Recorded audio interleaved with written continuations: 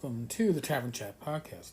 I'm your host, Eric Tenko, your bartender in the OSR, your main proprietor at the Ten Cars Tavern blog, Discord server, media group, Facebook group, Twittering, and Instagram.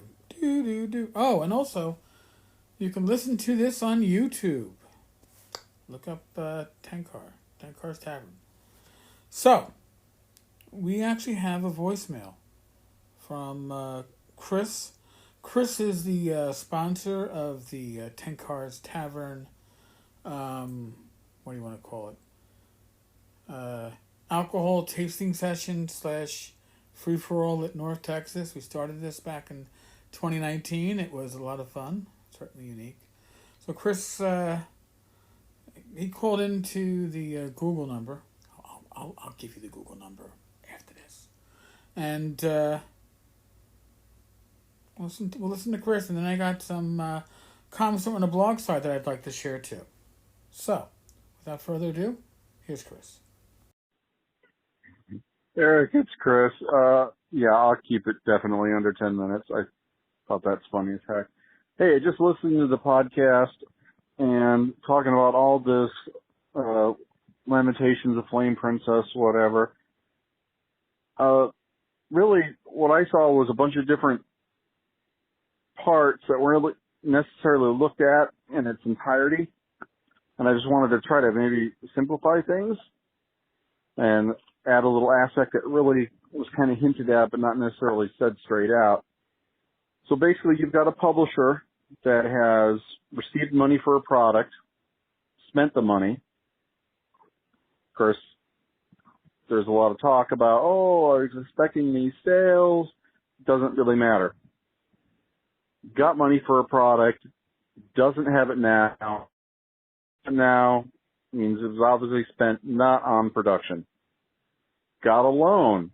Loan was based on sales that didn't happen. That's fine. But obviously that money didn't actually go to production or didn't fully go into production of whatever because there isn't a product. So you've got two different sources of income that came in and are now gone. You've got a note due. So if magically money appears, now you've already had money twice for producing products that haven't produced products, can you really assume that any money that comes, even if it is enough, because there's already allegedly been enough twice now for products, that third batch of money is going to go towards the note? Maybe. Towards producing products? Definitely not.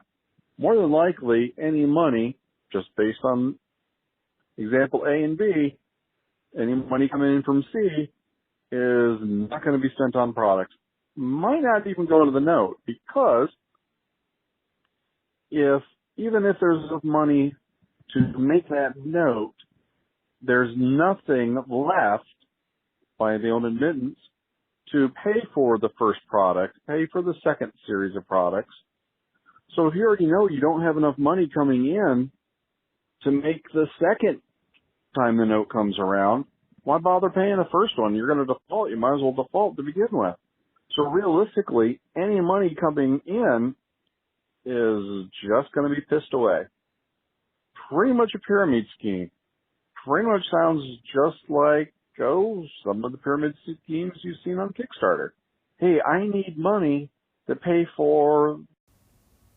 Alrighty. Well, thank you, Chris. Now, before we delve into Chris's point, if you want to leave a message on the Google number, it's 347-509-5168, 347-509-5168. You get 2 minutes and 59 seconds, as opposed to the minute you get on Anchor. Chris did get cut off at the end. Nothing I can do about that. So, Chris, is it a pyramid scheme? I don't think intentionally. Here's the thing. I don't think that the failure to perform or failure to produce is intentional, like some other scammers that I've known. I don't believe that James is a scammer. I just believe that he believes his dreams and never grounded himself in reality. I hate to put it that way. So, yeah. Would I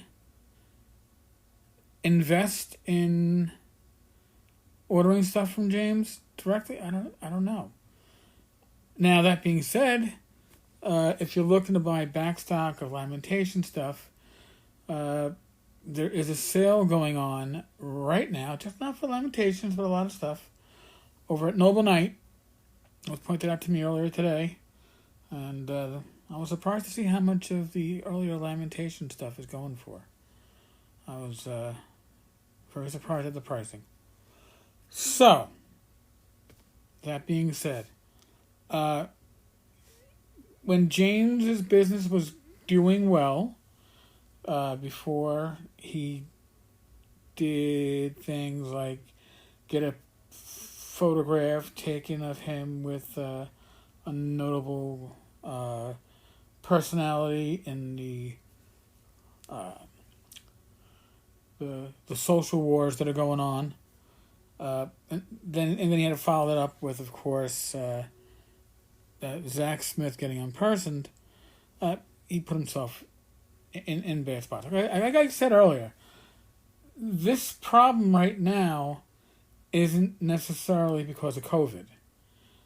This started, James's lack of sales started in 2019. So COVID just is like a nail in the coffin. Now, some comments from the blog side. The Duke of Arkansas. The stuff he published earlier was useful material for my table, but as it became more on shock value, I stopped buying it. Which is a shame, because I had hopes that the production values he put into Carcosa would become more of the norm. Yeah, James's earlier stuff was usable. His later stuff was entertaining to read, but more party fuck. And not even a good reach around at the end. Somebody else, Quid Nunk. Don't bother backing him. He didn't. I guess he isn't a good businessman. But I look at things, and by the evidence of the past, his business was based on one person, who thankfully has now largely been dumped by the community. Raki is spent, literally. Followed by For Shame, who responds, I'm assuming you're referring to Zach S., who wrote 3 and helped on a layout of one of the 70-plus products James has published in the last 11 years. Zach was certainly a very lucrative corner of James's business. Zach was the prophet. Even James states that in 2019, what killed him was the Zach products not being able to be put out. But I would hardly describe him as the linchpin. No, I would. Zach was, again, Jane says, I got these loans based upon projections of assuming having Zach's stuff to print, and without Zach, I only had one full-size book going out in 2019. As for Zach being dumped by the community, well, it's mostly that weird chunk of Twitterverse gamers that think orcs are the equivalent of black people, or that Antifa are actually against fascism. Who gives a fax what they spout? It's a little bit more than that, because Zach was toxic online. His online personality was toxic to those he disagreed with, or dared disagree with him and dared present a valid argument. Because the only thing that Zach could not handle, my personal experience, is, and it wasn't even it was not winning an argument. He couldn't even declare a draw, or couldn't even say, well fought, but you're still wrong. No, he would just block you in the end, after ridiculing you. So I was that fucking cop, and that never changed. So yeah, I think he was a bit toxic. Tree Killer X, I've always thought the stuff Lamentations the Flame Princess put out was pretty high quality. A corner of the hobby that pushed some boundaries for sure, but when you want down and dirty, that's the place to go. It's a shame that this is happening, if only because of the creative loss. Reads to me, James waited too long to seek assistance. The hobby each his own on many levels. Well, here's another issue with James. And here's one. When he had Stacy D as his community relations, public relations individual, covering for that spot for, 6 months, a year? And she was making public statements like Lamentations of the Flame Princess isn't OSR. The game is OGL, right? It's basically based off of basic expert D&D. It isn't OGL because she felt rejected by... It isn't OSR because she felt rejected by the OSR. So, therefore, that was the person he brought in. Now, who was a close friend of hers? Zach Smith. They were close friends until this whole incident came up with the accusations about him being abusive in a relationship. And then she threw Zach to the curb. I can't see Stacy getting that position with James based upon her bona fides without her being endorsed by somebody that James trusted.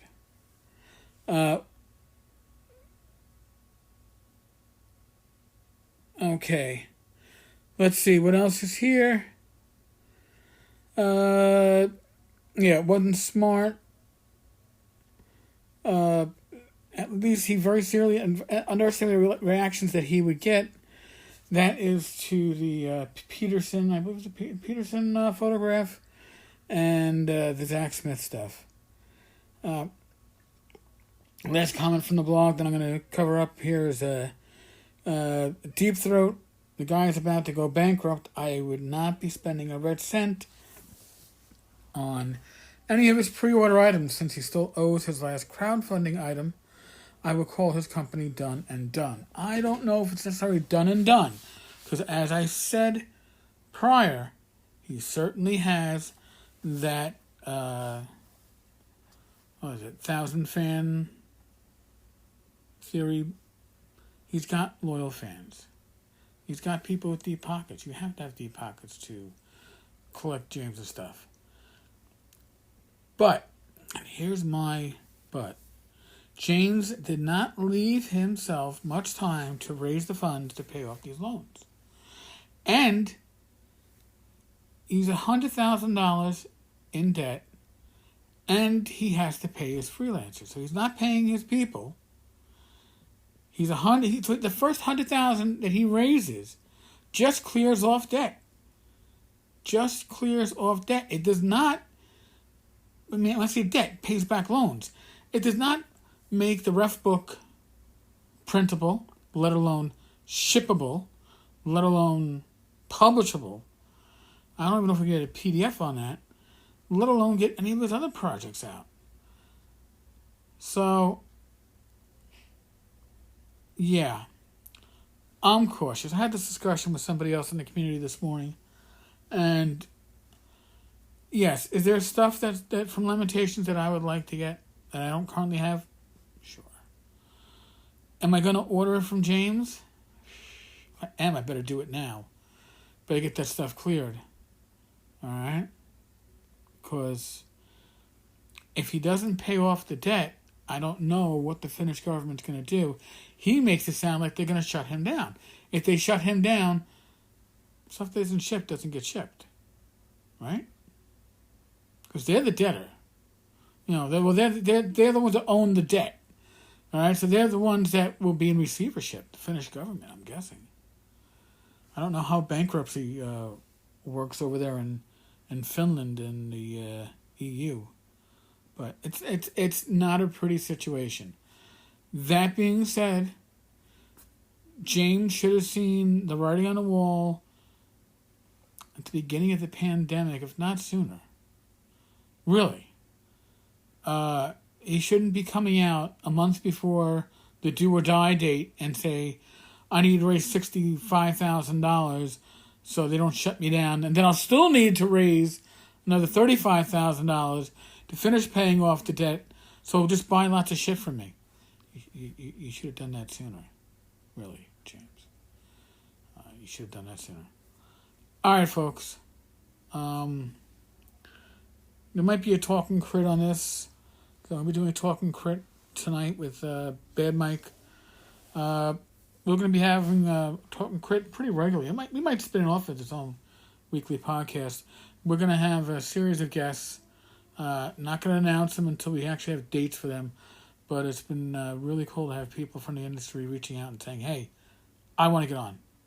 So, cool stuff, man. Cool stuff. All right, folks. As I've been telling you, we're in the pandemic. Use your common sense. Common sense depends on what state you're in. State of insanity or panic is certainly one of them. And as always, be safe, be well, God bless, roll those dice. And I will talk with you all, hopefully, tomorrow. All right, folks. Later.